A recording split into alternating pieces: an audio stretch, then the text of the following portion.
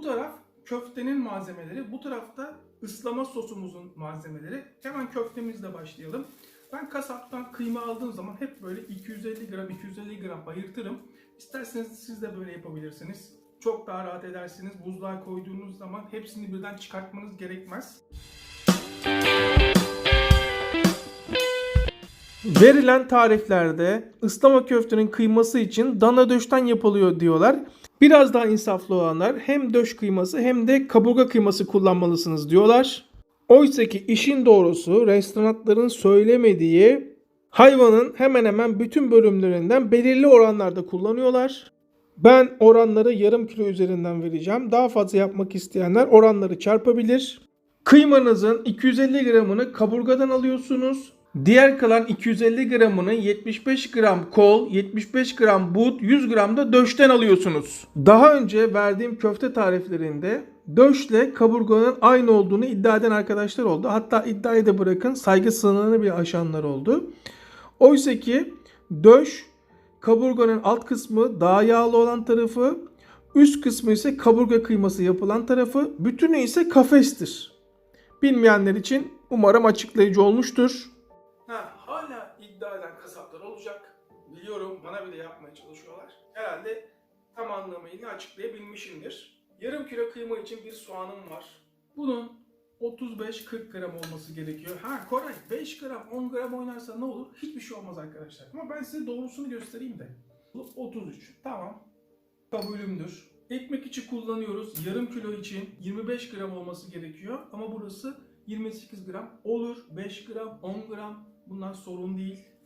3 gram tuz. 2 gram da karabiber ihtiyacımız var. Cam kap alalım. Ama cam kapta yapmayalım. Daha net görelim. Şöyle daha yayvan bir kap. 2 dilim ekmek içimiz vardı. Ekmek içlerini rondodan geçirip kırıntı haline getirirseniz çok daha rahat edersiniz. Böyle ufaladıktan sonra. Harika. Yalnız şu sarımsağı da aradan çıkartsak çok iyi olacak. Bir sarımsak.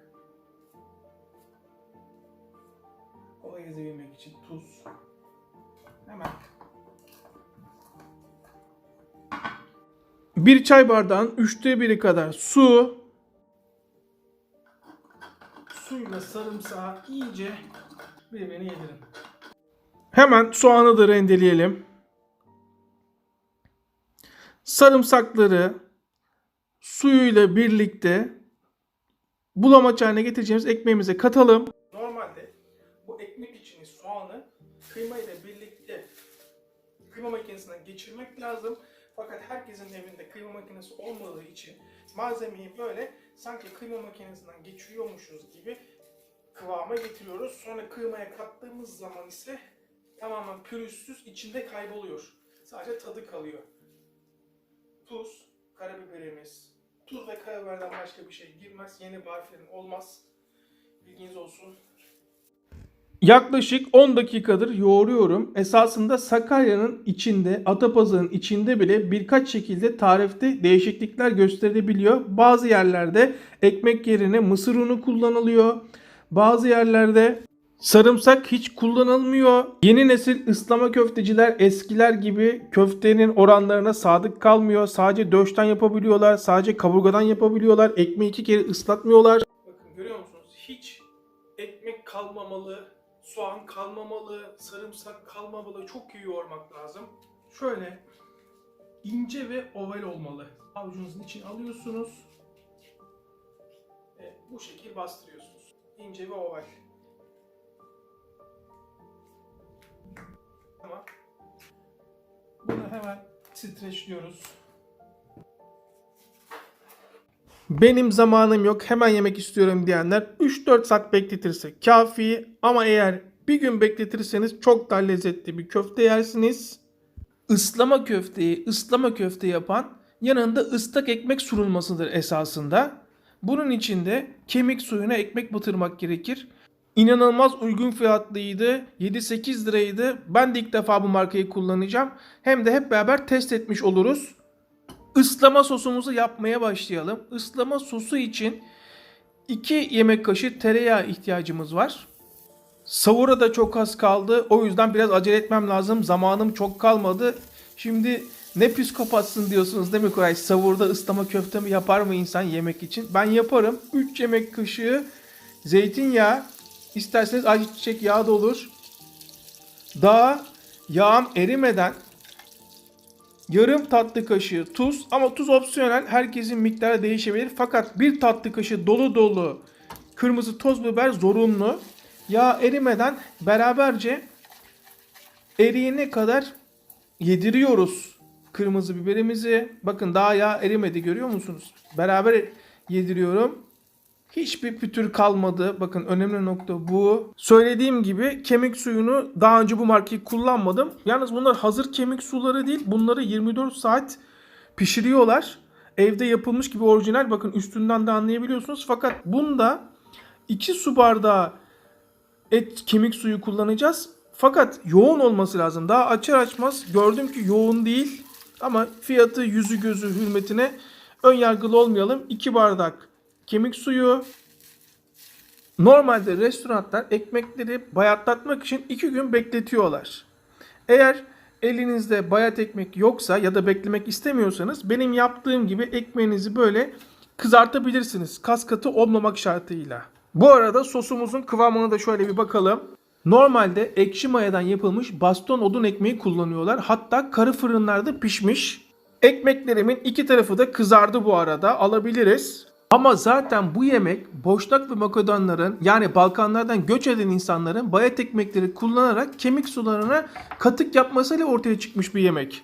Peki sizce 1. ve 2. Balkan savaşlarından göç eden, savaş mağduriyeti çeken, yokluktan kırılan insanlar ekşi mayadan yapılmış odun ekmeği hem de kara fırında pişmiş ekmek ararlar mı?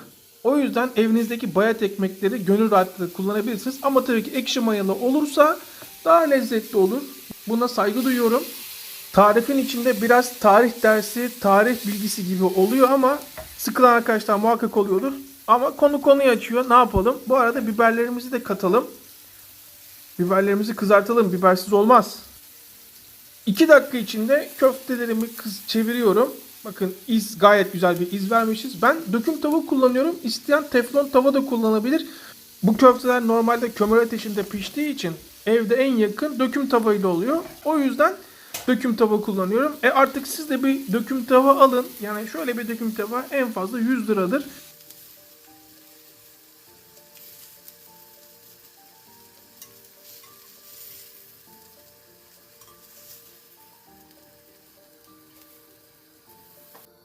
Yavaş yavaş artık sona doğru, mutlu sona doğru geliyoruz. Ekmeklerimizi ıslama sosumuza batırıyoruz. Yalnız buradaki önemli nokta batırıp hemen çıkartmak. Çok fazla tutarsak ekmeklerimiz dağılır ve ayrıca ıslama sosumuz kaynar şekilde çok sıcak olursa ekmeklerimiz yine dağılır.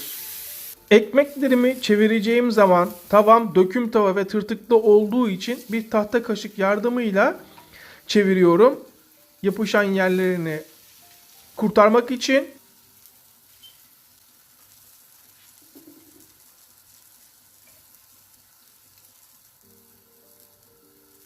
Bol bol ıslama sosundan kullanalım. Evde yapmamızın avantajını sonuna kadar kullanalım. Normalde köfteler bir porsiyonda 120 gram veriyorlar. 20 gram 20 gram oluyor 6 tane. Burası iş yeri olmadığı için doğal olarak kar etme derdi de yok. O yüzden daha büyük yaptım. Daha sulu sulu olsun diye. Ekmeğin de tadına bakalım.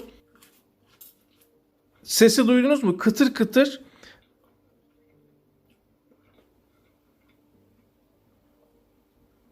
Of. Bakın bu biraz daha papara şeklinde olmuş. Yani daha sulu sulu. İsterseniz böyle de pişirebilirsiniz ekmeğinizi. İsterseniz böyle katı da yapabilirsiniz. Tamamen size kalmış. Yalnız şunu yapmazsam kendimi affetmem. Gerçi yapıp affetmeyenler de var. Açın ağzınızı. Açın ağzınızı. Bu lokmada ekmek yiyip kendini affetmeyenlere gelsin. Sanki daha hiç yememiş gibi ortalığı topla, suç mahallini temizle. Neredeyse ezan okunacak. Sabır olmasına 10-15 dakika kaldı. O yüzden biraz acele etmem lazım. Normalde bu tabağı yaparken çok fazla ekmek kullanıyorlar. Üstünü de ekmekle kapatıyorlar. Ama ben o kadar ekmek yemek istemiyorum açıkçası.